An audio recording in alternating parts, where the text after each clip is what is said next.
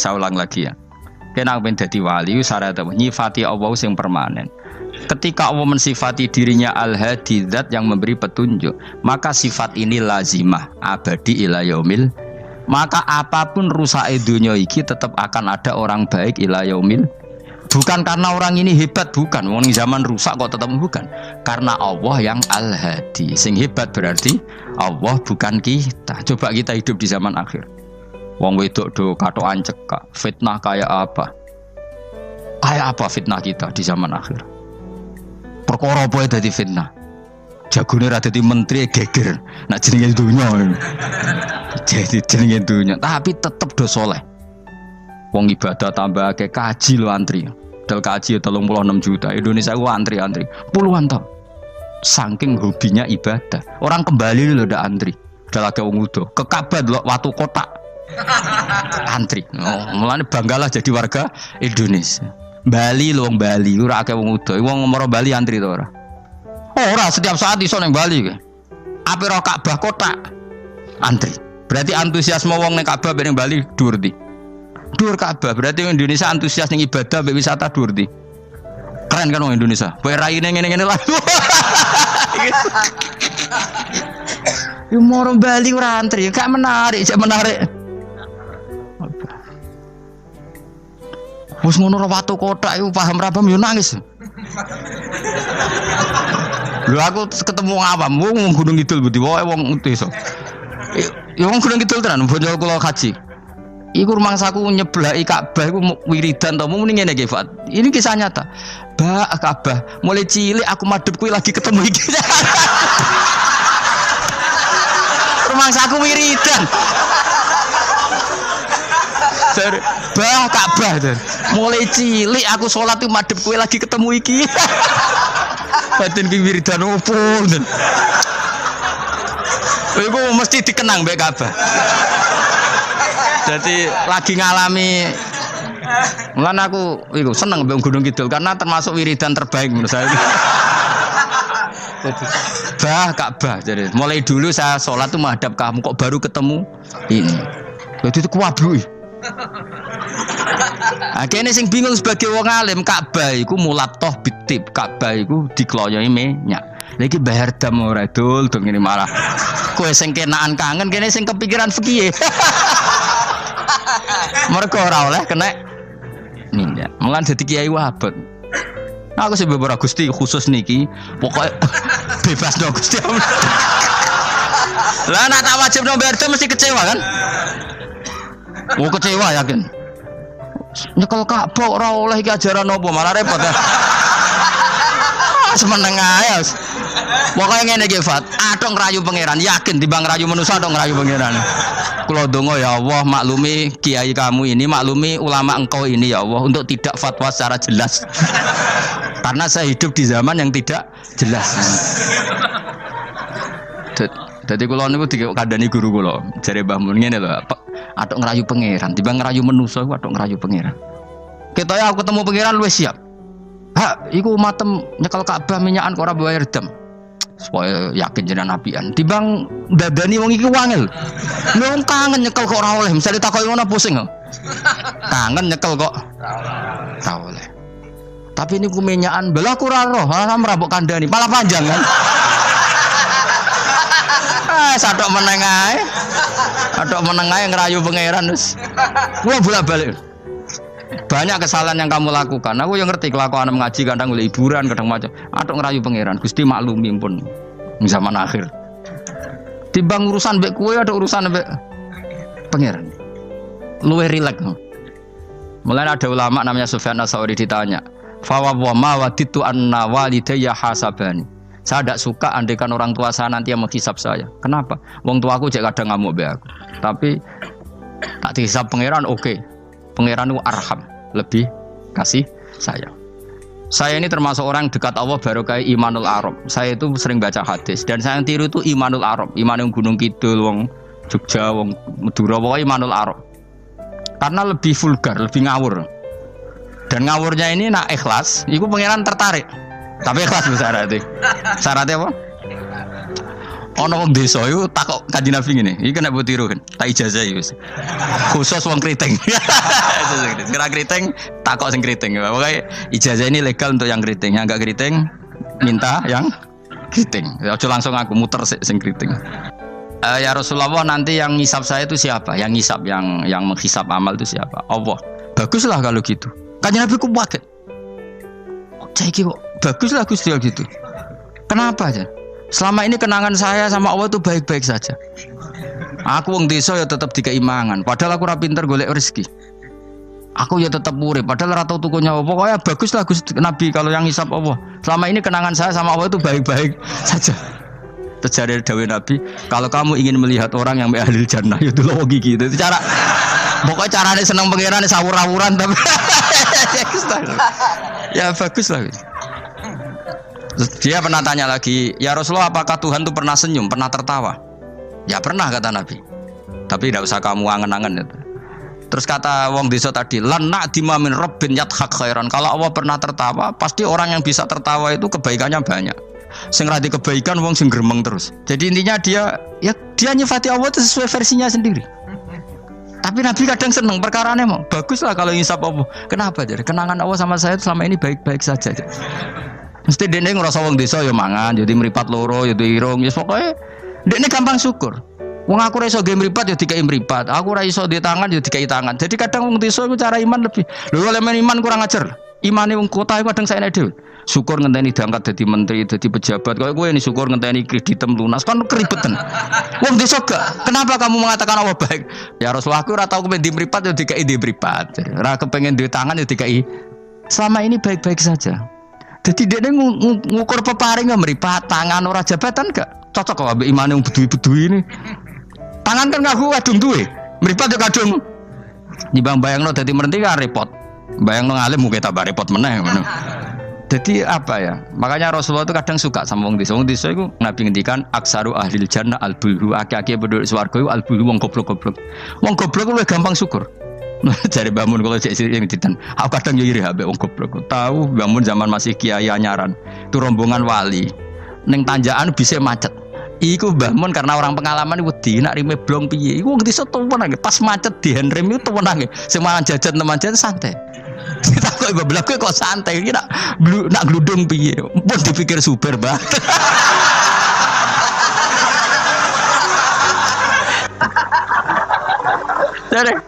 Dari bangun, kok enak dadi wong apa? Goblok. Kuwi kadang ngiri kowe mau. Dekne ngrakuti Ka'bah, kangen Ka'bah. Kuwangen wae Ka'bah. Aku sing kepikiran. Iki kena minyak terus hukumi piye? Kan enak sing dadi wong goblok. Ada ngiri ya, tapi tetep aku mau dadi wong goblok tetep. Mau aku tetep mau dadi wong goblok mau. Cuma iki cerita irine lho napa? Urip kok penake ngono.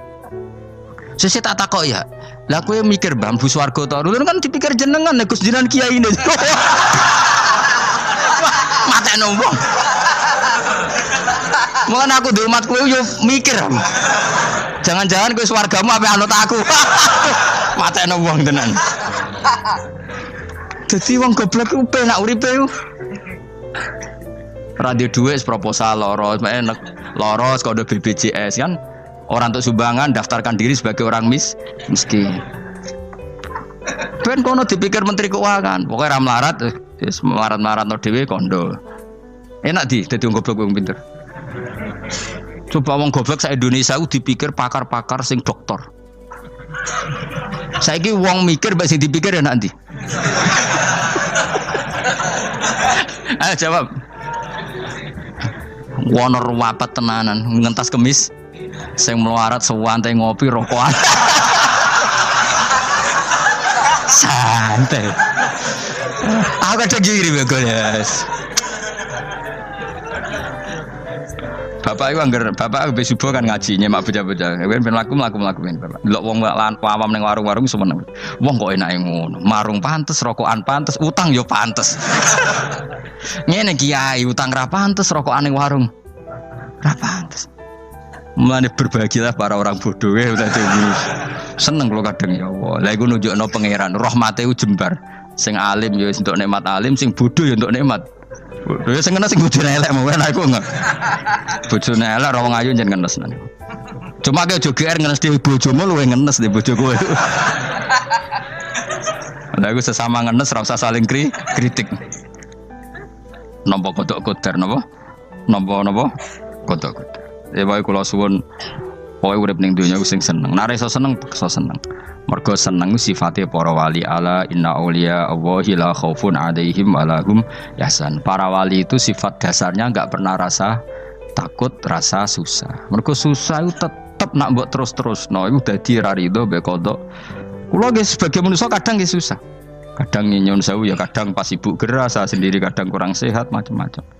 Tapi aku reling ibu gerah berarti gerah itu nambahi ilangi dosa, nambahi aku hormat ngerumat ya ibadah, sing loro ya ibadah. Wis angger ngono seneng wis. Kayak aku ngrumat kowe mangkel asline. Tak ulang mulai 2000 piro kok perkembangannya yang ngene-ngene wae kula. Kula mulang mulai 2005 coba perkembangannya piye jet. Iki lho seksine santri awal iki. Apa terus cobaan dadi kiai kan yo ora. Ora perubahane Mustofa Bero kan. Tak takok-takokno iku ya tetep ae. Kowe terus dadi khotib gak? Gak ono ya, gak ono perkembangan. Cara nuruti sebagai guru mangkel. Maksud aku sampean krungu kabar Mustofa dadi mubalik kondang, taruhin, tak dukun kondang kan ya ora krungu kabar. Ya wis ngene-ngene wae. Tapi menawa barokah didikan ikhlas sehingga ora pendek karir. Ya tapi jenenge kiai sati gede seneng ya. Ora jek urip seneng ngono ae. Ora usah ngenteni alim gemen kecewa. Boy latih seneng latih. Saya pernah baca kitab dan itu tak kenang betul. Adat yang dibikin Allah pasti lebih baik dari bayangan Anda. Terus ning kitab itu contohnya ngene. Umumnya orang kalau kaya kan temannya banyak. Ketika miskin teman-temannya itu menghilang atau menghindar. Itu kata kitab itu tuh bagus. Adat begitu itu bagus. Allah bikin adat itu tuh berkah. Coba kalau kamu temannya orang kaya-kaya, ketika kamu miskin teman kamu tetap dolan. Pasiku kue becak, pasiku kue buruh ning wong. Kayak apa malunya kita? Jadi tontonan teman-teman kita yang dulu kah? Ya. Barokahnya Allah bikin adat nak kita melarat ora ditiliki pas melarat wis ora ono sing roh. Lu malu lho melarat dadi delok-delokan. Ayo kowe dhisik sugih tumpakan Ferrari, geng Lamborghini atau geng Mercy, mbok geng Alphard. Bareng ngono kowe melarat bure wong disentak-sentak mbek majikamu, ditiliki kancamu dhisik. Isen gak? Ayo milih ditiliki atau ora yo? Milih ora kan? Artinya Allah bikin adat nek melarat ditinggal temannya itu bagus. Nek mati wae ngono. Selama ini orang kan gerutu, aku melarat konco lali, apik lali ngono lho. Dong to. Artinya Allah kalau bikin adat tuh nek mati wae. Isen lho kan. Wis lho melarat digedul-gedul aduh. Ya milih digedul-gedulan ora? Milih ndak kan? Lah milih ndak terus Allah bikin adat lalah kanca-kanca kita zaman sugih lali. Bisa anggap iku barokah. Tapi wong kadang kan gak terima. Padahal Allah bikin adat wis dikira-kira. Tetep apa yang jadi sunnatullah itu yang terbaik. Dalam Islam senang itu sudah ibadah. Jadi di antara ibadah terbaik manusia itu senang. Jadi kalau analoginya kita dikasih rumah teman atau mertua atau guru atau siapa saja, hal paling menjengkelkan itu ya sudah dapat gratisan gerutu itu geremeng.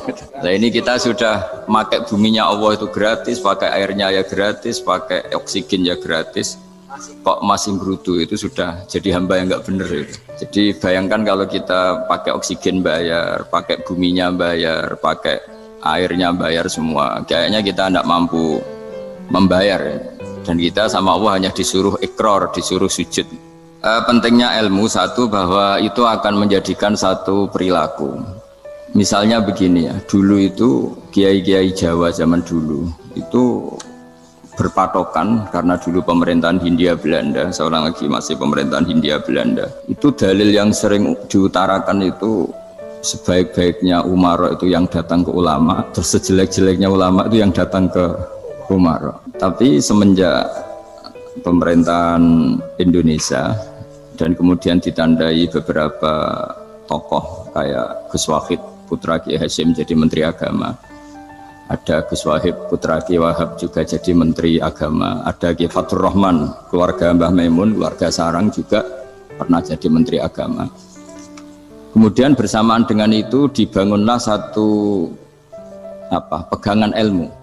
Pegangan ilmu ini penting karena ini yang mengilhami semua orang Islam, terutama ya utamanya ulamanya. Ada seorang ustadz, seorang guru ngaji yang karena melihat rata-rata penguasa itu zalim ya, datang ke Harun ar-Rasyid. Ini perlu disemak, datang ke Khalifatullah atau Amirul Mukminin Harun ar-Rasyid. Karena beliau seorang raja tentu terduga lah, atau ya umumnya atau gimana lah istilahnya, itu ya rata-rata ya agak seenaknya, namanya raja, namanya penguasa. Ini dalam pikiran ustadz itu, tidak mesti dalam fakta. Kemudian si ustadz itu matur, ya Amirul Mukminin, inni nasihun lak famusyaddidun alaika fala tajidanna fi nafsika syai'an. Saya ini mau nasihati Anda, kemudian saya cara nasihati itu keras, tolong jangan dimasukkan hati. Dia bilang famusyaddidun alaika, saya nanti kalau nasihati itu keras sekali, tolong dimaklumi karena ini penting, karena Anda harus dinasihati secara keras.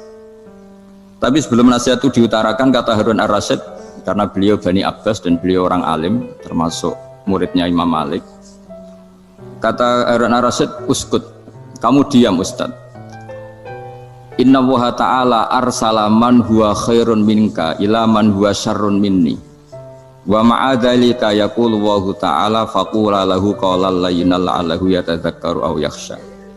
Jadi ini sekaligus etika dan norma ya bagi semua dai di Indonesia dan semua kita.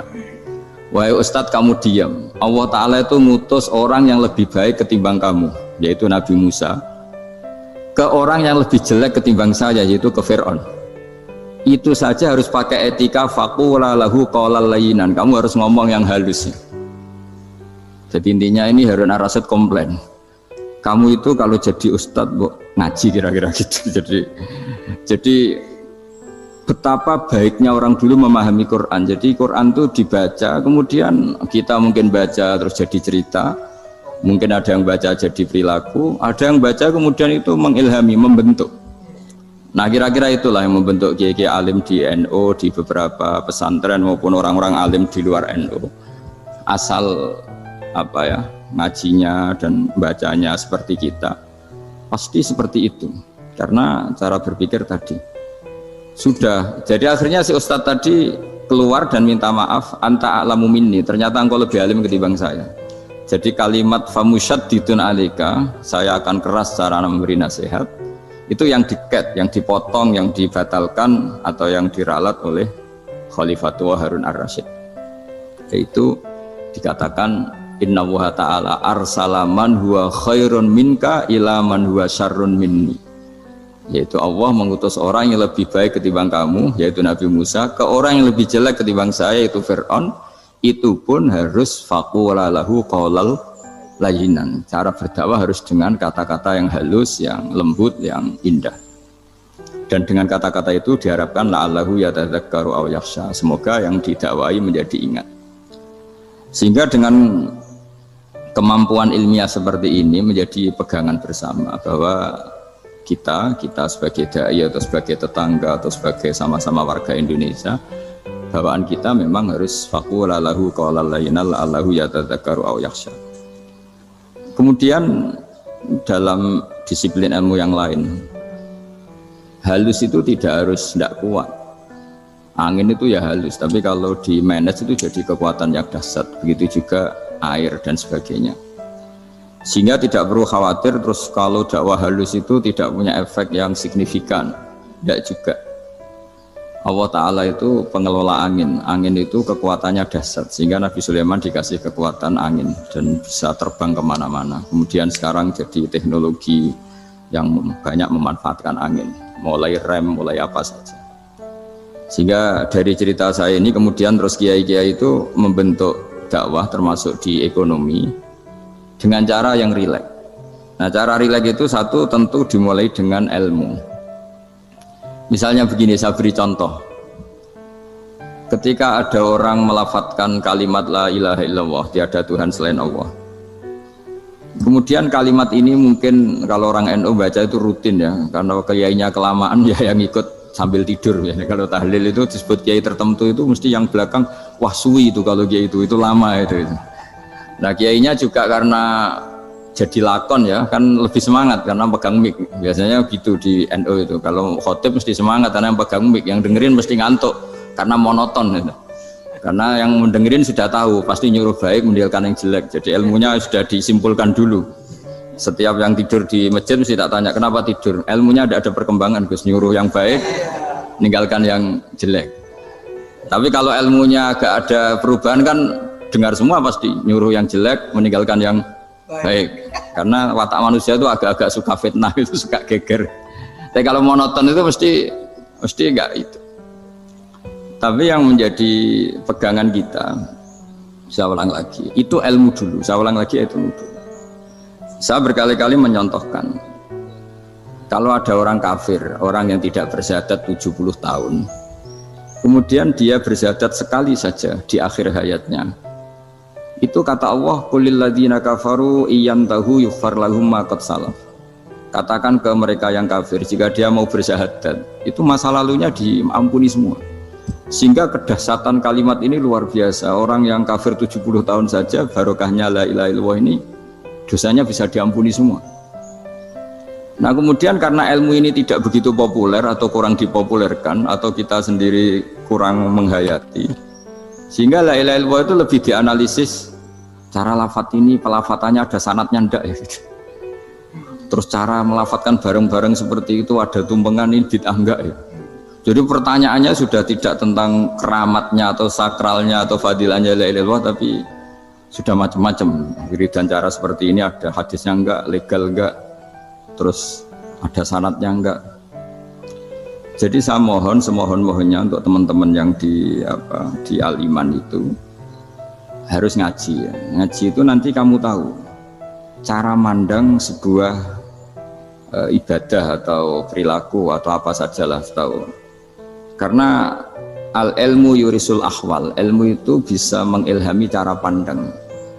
Dulu yaitu saya ulang lagi, ketika zaman Hindia Belanda, karena pemerintahnya Hindia Belanda itu ulama-ulama keras sekali, sejelek-jeleknya ulama itu yang datang ke Umaro. Tapi setelah era Mbah Hashim, era sampai Mbah Maimun, itu mereka peduli sama Umaro, sama semuanya sama-sama warga Indonesia yang ingin melihat Indonesia yang lebih baik.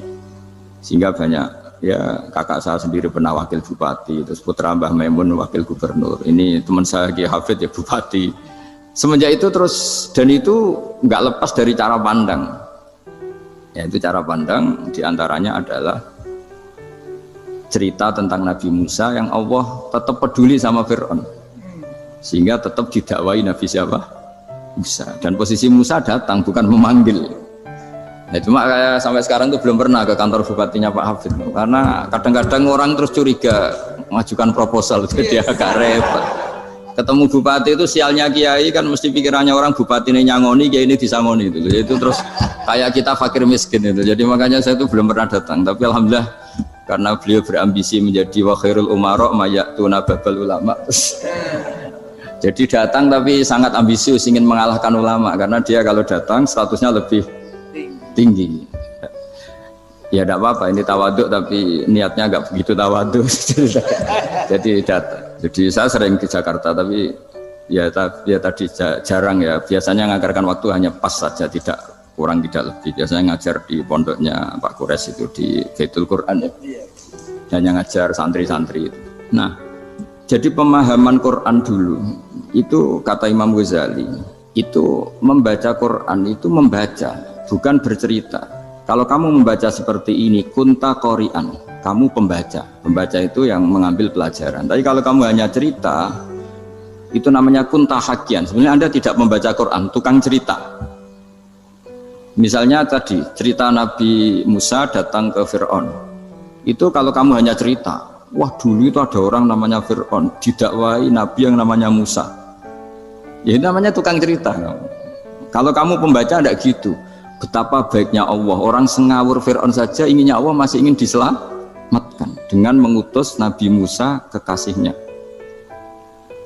Itu namanya kunta qori'an, kamu pembaca betul, bukan kunta hakian, kamu tukang cerita. Begitu juga seterusnya tentang Quran, ayat-ayat seterusnya. Sehingga yang diharapkan dari pembacaan Quran itu memang kita sebagai ahli baca, ahli mu'tabir ya, ahli yang ngambil pelajaran, bukan tukang apa? Cerita. Sehingga dulu ketika Sayyidina Umar radhiyallahu anhu ketika membuka Baitul Maqdis atau Baitul Muqaddas dan diajak syukuran, pesta-pesta makan itu. Beliau nggak mau. Ketika ditanya kenapa engkau nggak mau, alasannya itu langsung beliau baca Quran. Jadi saya punya sekian contoh. Saya ulang lagi, saya punya sekian contoh. Orang-orang dulu dengan Quran itu menyatu, bukan sekedar dihafal tapi menyatu. Sehingga bawaannya itu sudah Qurani, sudah Qurani. Saya beri contoh pertama Rasulullah SAW, nanti Umar kedua. Rasulullah itu pernah nggak makan sampai 3 hari. Terus ditanya oleh sahabat, lalu kekuatan engkau bisa hidup apa? Terus menghentikan al-aswadani, maksudnya itu tamar dan air, hanya makan kurma dan air. Tapi beliau tidak ketemu roti atau nggak ketemu nasi lah kalau orang Indonesia. Ketika hari ketiga dikasih makan oleh sahabat, dipotongkan kambing, kemudian baru makan 3 lukmah, kira-kira ya 3 asupan nasi, berhenti. Padahal sahabat yang lapar sama dengan Rasulullah itu membayangkan Nabi itu sampai kenyang, sampai apa. Tapi ketika ditanya, seperti ini pun nanti ada hisabnya. Walatus alunna yauma idzin anin naim. Jadi acara makan-makan gini itu nanti ada hisabnya. Nabi nangis. Akhirnya sahabat nggak jadi nerusin makan. Jadi ketakutan orang dulu sama ketika Sayyidina Umar dijak pesta ketika memenangkan Baitul Maqdis itu. Inna wa ta'ala ayyara qauman. Allah itu mengkritik sebuah komunitas kaum karena apa? Adhabtum thayyibatikum fi hayatikum dunya wastamta'tum biha. Kamu adalah orang-orang yang jatah nikmat kamu sudah kamu habiskan di dunia. Adhabtum itu kalian habiskan jatah kenikmatan kamu di dunia. Wastamta'tum biha, kamu di dunia sudah berpuas-puas. Maka jatah Anda sekarang di akhirat habis. Sehingga Sayyidina Umar enggak mau pesta-pesta karena takut jatah nikmatnya habis. Kata beliau terus, astabqi thayyibati, akan saya sisakan sisi-sisi kebaikan saya supaya tidak habis. Torong Jawa itu aja dientek-entekno biar jatahnya masih. Sehingga di dunia kiai itu ya meskipun saya akrab bupati, akrab mungkin wakil gubernur, saya itu ya jarang ketemu. Karena kalau orang Jawa bawaannya ketemu ya makan-makan, guyon-guyon. Nak keterusan ras mlebu swarga. Ya, jadi itu ilmunya kiai. Nah, efek dari ilmu ini dahsyat. Kalau Anda berpikir tentang nasib Anda di akhirat, nanti bawaannya juga tidak akan mudah menyalahkan orang lain, tidak akan menghakimi orang lain karena sibuk dengan dirinya sendiri, tapi tidak dengan makna egois, tapi makna orang baik itu siapa? Orang yang sibuk dengan aib pada dirinya, dengan kekurangan pada dirinya, saking sibuknya mikir aibnya sendiri, tidak sempat mengoreksi aibnya orang lain. Itu awal ilmu. Ilmu itu tidak dimulai dari larangan. Kalau larangan karuan, tidak termasuk ahli surga orang yang suka mengadu domba, tidak termasuk orang baik yang cari kesalahan orang lain. Itu namanya pelarangan. Tapi ilmu itu di atas nahi, di atas pelarangan itu. Kamu punya kesadaran bahwa kamu itu yang penting selamat dulu, jangan memikirkan orang lain. Dengan makna bukan egois, tapi dengan makna supaya tidak menyalahkan orang lain. Nah, saya termasuk ya boleh dikatakan kiai lah yang paling fanatik bahwa semuanya itu harus dimulai dari ilmu. Ya saya ulang lagi, dimulai dari ilmu. Nah, dari sini kemudian saya berharap Indonesia menjadi damai, menjadi baik. Itu bukan karena kita baik-baik banget ya, tidak mungkin kita ada nabi, tapi karena sudah sibuk dengan memikirkan kesalahan diri sendiri. Sehingga misalnya kita baca Quran, Rabbana dzalamna anfusana, lalu kita langsung ingat betapa hubungan kita dengan Allah itu harus ikrar dulu, merasa zalim dulu, merasa salah dulu. Nah, kalau semua orang merasa salah di depan Allah itu mesti bawaannya nggak mudah menyalahkan orang lain, karena kita bilang Rabbana dzalamna anfusana. Nah, itulah ilmu-ilmu yang mungkin banyak pembaca Quran tapi hanya baca, atau kalau baca ini tok disebut al-haqi, ahli cerita. Yang dibutuhkan tuh al-qari, pembaca kemudian mu'tabir, kemudian mau beriktibar. Seperti yang dilakukan tadi Harun Ar-Rasyid tadi. Inna wa ta'ala arsala man huwa khairun minka ila man huwa syarrun minni. Wa ma'adzalika yaqulu wa ta'ala faqula lahu qaulal layyin. Ini kamu tidak usah memaksakan musyaddid keras sama saya karena Allah Ta'ala telah mengutus orang lebih baik ketimbang kamu yaitu Nabi Musa ke orang yang lebih jelek ketimbang saya yaitu Fir'aun, itu saja harus beretika faqula lahu qawlan layyinan la'allahu yatadzakkaru aw yakhsha. Dan alhamdulillah bawaan kita sebagai orang timur atau orang Jawa itu kalau mau ngandani orang itu halus sekali. Di antara bentuk kehalusan kata-kata diceritakan di ayat lain ketika Nabi Musa ketemu Fir'aun. Dawuhnya begini, fakul apa itu yang di juz 30 yang juz 30 ini yang bagian dari kan tadi hanya fakul lahu qaulal layyinan. Lahu qaulal layyinan itu bentuknya apa? Ya, bentuknya apa? Itu Nabi Musa disuruh ngendikan sama Fir'aun. Apakah kamu mau saya nasihati? Fakul halaka ila antazakka. Halaka itu pilihan, hal itu istifham, laka itu otoritatif. Jadi betapa santonya kalimat itu. Fakul halaka ila antazakka. Jadi kalau dimaknani model Pak Hafid, model saya ngaji di sarang itu halaka onoto iku kedue sira, berhak bagi kamu, berhak bagi anda. Apakah anda berhak loh mendapat nasihat supaya anda jadi orang yang lebih baik? Halaka ila antazakka. Jadi tidak kalimat perintah, tapi kalimat pilihan. Apa engkau mau saya beri nasihat? Wahdiyaka ila rabbika fatakhsha. Dan saya beritahu kamu tentang Tuhan dan kemudian kamu menjadi orang yang baik, fatakhsha, orang yang punya khasyah, punya. Jadi kayak apa kalimatnya itu? Napa jenengan kersa? Itu kalau orang Jogja, orang-orang daerah-daerah yang pernah nyuguhi tamu itu kan ayo makan-makan, itu kan kayak tamunya itu kelaparan. Masa Pak Yusuf Mansur kelaparan? Tidak mungkin kan. Masa Ustadz terkenal kelaparan kan tidak mungkin itu. Monggo, nopo jenengan ngersakno. Karena bisa saja tamunya itu tidak kerso, mungkin karena darah tinggi, mungkin karena takut dianggap fakir miskin, macam-macam kan orang enggak. Itu kalimatnya itu halaka ila antazakka. Kayak apa indahnya dakwah. Halaka ila antazakka itu ada kata laka itu ya terserah jenengan mau enggak. Wa ahdiyaka ila rabbika fatakhsha. Nah, itu yang disebut membaca. Kunta qori'an la hakian. Anda benar-benar membaca Quran, bukan sekadar pencerita. Ya karena saya kiai, jadi kalau kiai itu kan ingatnya sama Allah saja. Kalau sama manusia itu rontok-rontok lali gitu. Itu bukan memaksa, ya memang lupa. Sejauh mana sih pentingnya manusia kan tidak penting coro ilmu tasawuf itu. Tapi karena ini titipan Rasulullah SAW terus menjadi penting kan. Dititipi umat gak jenengan itu ya sudah ngaji ngatur kiai ribet itu. Kiai ini biasa ngaji kan, kiainya yang ngatur, santri ini enggak. Pak Yai ngaji tanggal ini jam ini. Itu kan mengabaikan semua aktivitas kiai. Padahal jam ini mungkin saya punya jam. Mungkin jalan-jalan atau ngaji atau mutolaah atau munajat. Gara-gara Pak Zakaria ini kan terus Mas Tamam ini yang provokasi. Harus ngaji di jam ini, tema ini. Saya itu kalau ngaji ditentukan tema itu, ini memang saya agak keras di bab ini. Itu kayak ibarat gini loh.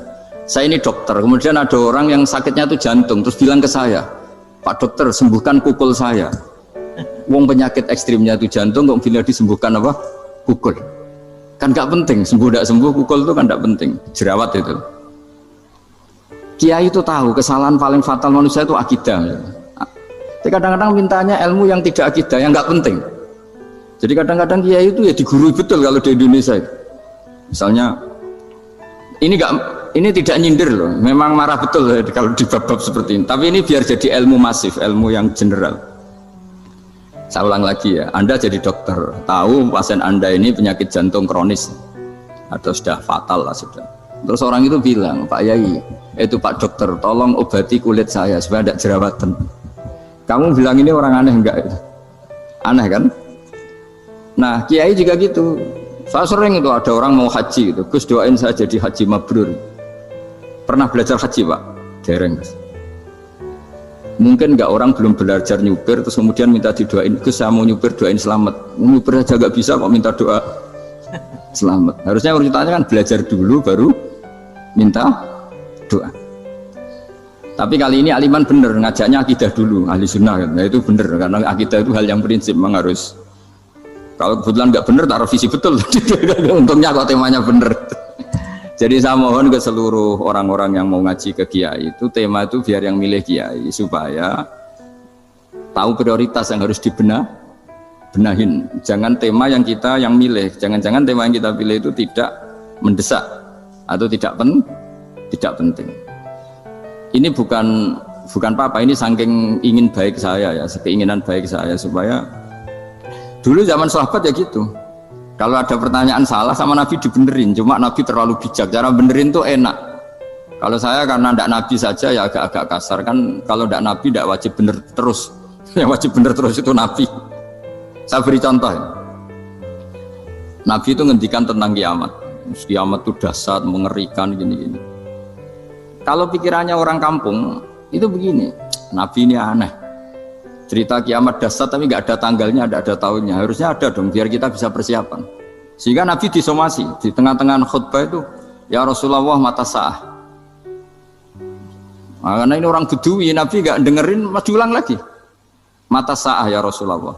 Ketika Nabi mengabaikan itu ada dua kelompok sahabat, yang satu bilang lam yasma, Nabi tidak dengar sehingga mengabaikan. Yang kedua bilang sami'a wa kariha, Nabi sebenarnya mendengar tapi tidak berkenan. Tapi diulang lagi ketiganya, ya Rasulullah mata sa'ah. Akhirnya Nabi jawab, mau tidak mau, karena kalau enggak ya dia, namanya orang Bedui ngomong terus. Nabi balik tanya, ya karena cara berpikir dia kalau kiamat itu jelas kapannya kan bisa persiapan itu. Paling enggak pas mau kiamat terus pas ngaji Quran apa kan bisa persiapan itu. Akhirnya Nabi balik tanya, ma'atatalaha. Kalau kamu berani tanya kiamat, lalu persiapan kamu apa? Ya terus orang itu bilang masyhur tuh, ma'atatulaha kabira sholatin wala syamin wala kadza wa kadza walakinni uhibbuka. Saya sebenarnya tidak punya persiapan ya Rasulullah, cuma persiapan banyak puasa ya enggak, banyak sholat enggak, tapi saya mencintai engkau. Masyhur itu jadi hadis paling legenda, almar'u ma'aman ahabba, sebagian disebut anta ma'aman ahbabta. Ini kata semua sahabat yang di masjid. Si Bedui ini orang paling dibenci sahabat karena mengganggu Nabi saat khutbah, tapi akhirnya ini menjadi orang paling dicintai sahabat karena barokahnya itu hadis itu keluar secara terbuka, almar'u ma'aman ahabba. Sebagian riwayat yuhsyarul mar'u ma'aman ahabba, nanti orang akan sowan sama Allah bersama orang yang mereka cintai. Itu sahabat-sahabat fama farihu ba'dal Islam farahahum biadal hadis. Mereka tidak pernah senang setelah masuk Islam sesenang hadis ini. Karena kita tidak perlu soleh-soleh banget, cukup nyintai orang apa? Soleh gitu. Makanya saya sekali bilang itu ya, kadang-kadang saya jadi orang alim itu ya rugi. Ruginya tadi. Misalnya untuk menjadi orang alim kan harus hafal Quran, ngaji Bukhari, Muslim, Ikhya. Ternyata pengumuman kedua orang nggak bisa apa-apa. Gelombang kedua para pecinta, waduh itu kan repot ya. Jadi kita yang jadi orang alim susahnya bukan main, ternyata disaingi pengumuman kedua dan para pecintanya. Wah itu kan akhirnya ketemu orang-orang nggak jelas tadi. Nah itu ya termasuk farah dalam Islam, farhatul aibin. Jadi seneng itu di Islam itu ibadah. Ya kul bi fadlillah wa bi rahmati fa bidzalika falyafrahu. Seneng itu diperintahkan Allah. Saya tuh sering di kamar, kadang itu nyun sewu kayak gatelan gitu, apa itu. Ya agak kukur-kukur terus merengut saja malu. Malu saya itu dilihat Allah kok kayak agak ridho itu malu. Ya kayak tadi lah, kamu dikasih rumah gratis, kemudian pas yang ngasih datang kamu kelihatan cemberut, itu yang ngasih kan mangkel. Jadi dikasih gratis masih cemberut. Sama hubungan kita dengan Allah itu semuanya dikasih gratis. Makanya tabassum, senyum itu ibadah. Kita yang nekuni ilmu hadis, betapa hebatnya Nabi ngendikan, kalau kamu tidak bisa ibadah yang berat-berat, cukup ibadah senyum. Kadang ngendikan tol koti wajin, kamu cukup berwajah yang indah, yang menyenangkan. Tabassum, senyum. Kalau kamu tidak bisa membalas jasanya orang yang ngasih, minimal kamu senyum, lihat minimal kamu kelihatan seneng. Gitu. Nah, makanya seneng itu sudah ibadah. Dan sekarang orang untuk seneng aja susah, karena bawaannya nuntut orang lain supaya kayak keinginan dia, bawaannya nuntut, ya ribet, kalau gitu ya ribet. Makanya saya bilang al ilmu yurisul ahwal, ilmu itu diperkuat, nanti yurisul ahwal, ilmu itu akan membentuk Anda. Dulu beberapa raja itu ya mau luhur karena jadi raja, punya apa saja, tapi punya penasihat ulama, itu ya nasihat itu sederhana. Ada seorang raja tanya ke kiai, Gimana dengan semua kerajaan saya? Wah, padahal dia punya apa saja. Jenengan miskin sekali, itu kerajaan seluas ini. Kok bisa aja? Terus ditanya sama si ulama tadi. Andaikan Anda di padang pasir, kemudian kalau tidak minum segelas air itu mati. Apakah Anda akan membeli segelas air ini dengan semua kerajaan Anda? Oh iya, pasti apapun saya lakukan untuk mendapat satu gelas air. Terus la tafrah bimulkin la yusawi syarbatama'in. Kamu jangan bangga dengan kerajaan yang nilainya itu enggak sebanding dengan segelas apa? Air. Akhirnya raja itu mikir, saya tidak jadi raja bisa hidup. Tapi kalau enggak minum air mati. Berarti penting satu gelas air. Akhirnya lama-kelamaan nganggap kerajaan itu biasa, ternyata enggak sepenting segelas air. Ya seperti kita lah, misalnya orang nggak punya alpat tuh tidak malu. Tapi kalau nggak punya celana itu malu. Kamu mau punya alpat tapi nggak punya celana? Kan nggak mau. Yaitu ilmu. Ilmu itu yurisul akhwal. Ilmu akan melahirkan satu perilaku.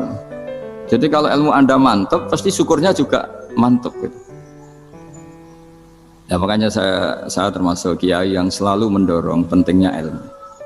Bahkan kata Sufyan As-Tsauri ngendikan saking pentingnya ilmu ada kata fa'lam annahu la ilaha illallah, dimulai kata fa'lam.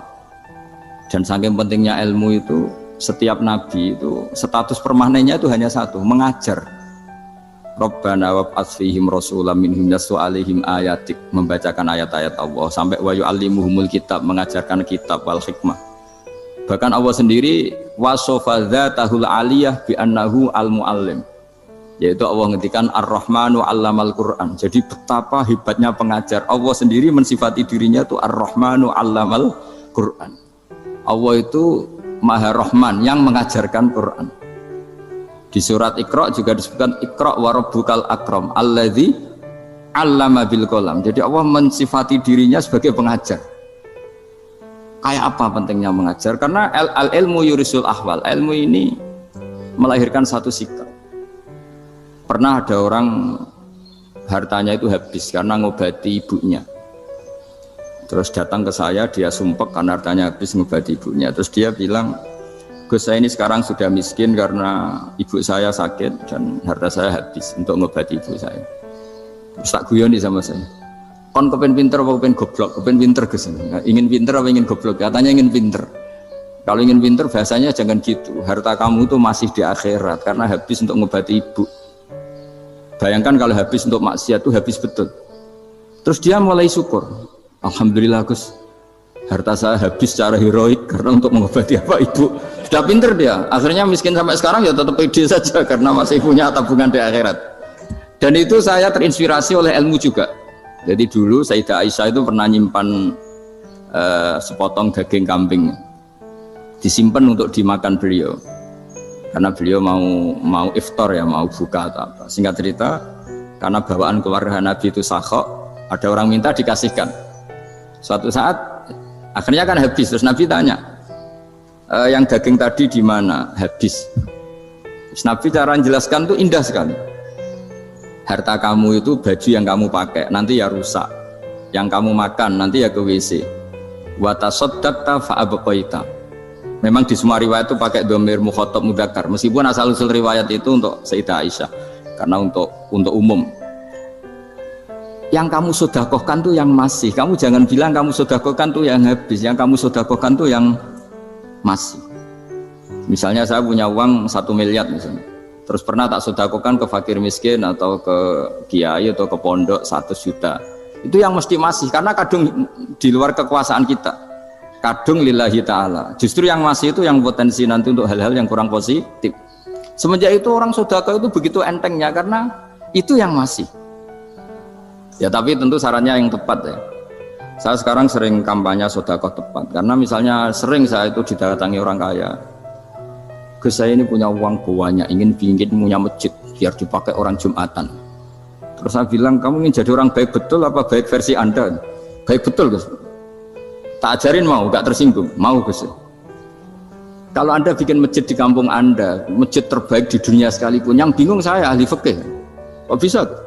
Kan terjadi 2 Jumatan, nanti sahnya yang mana? Kamu enak aja bikin masjid gak? Kamu bikin masalah baru bagi kiai fikih di daerah kamu. Belum nanti Orang terus migrasi ke masjid Anda karena lebih baik, koriknya lebih baik. Kamu membunuh masjid yang lebih tua, itu nggak sopan sekali, masjid itu sudah lebih tua kamu.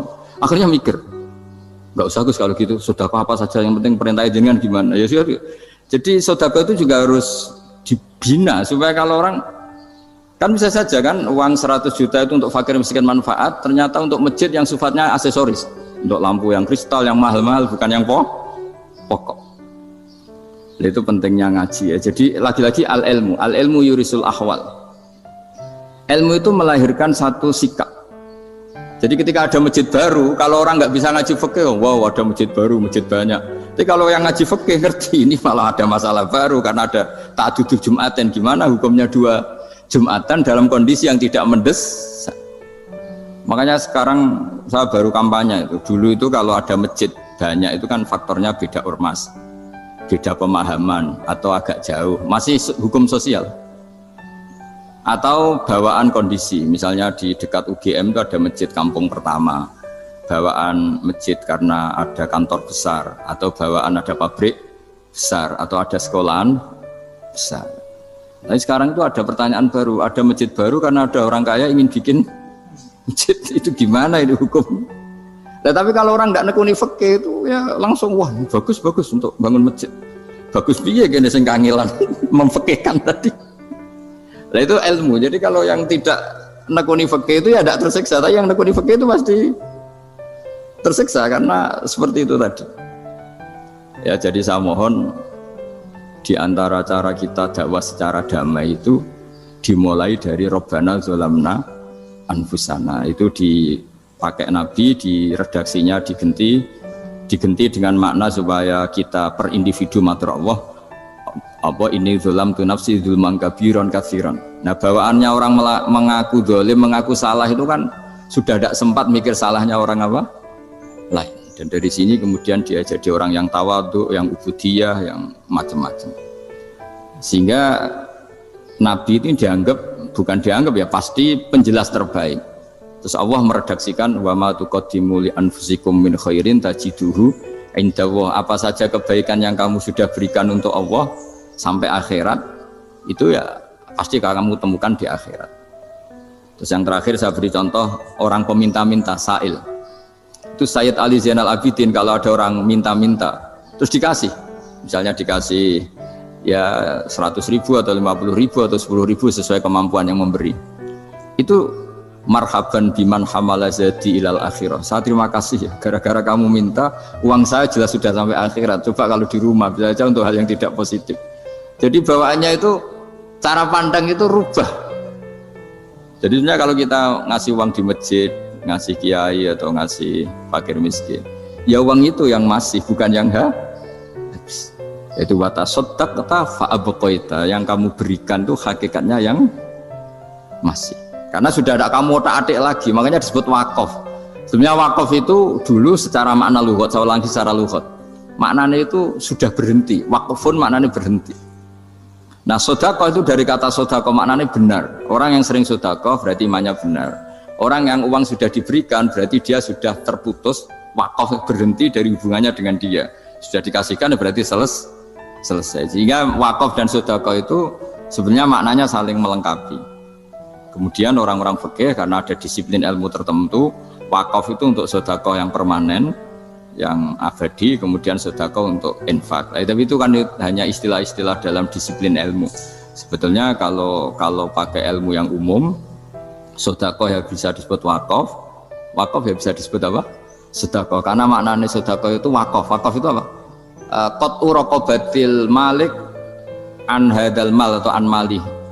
Hubungan pemilik harta ini terputus dari harta itu. Jadi misalnya saya sudah wakaf tanah ini ke masjid, sudah diterima, buat saya kepikiran gadekan atau menjual sudah tidak bisa, sudah berhenti di situ saja hubungan saya dengan kepemilikan harta itu.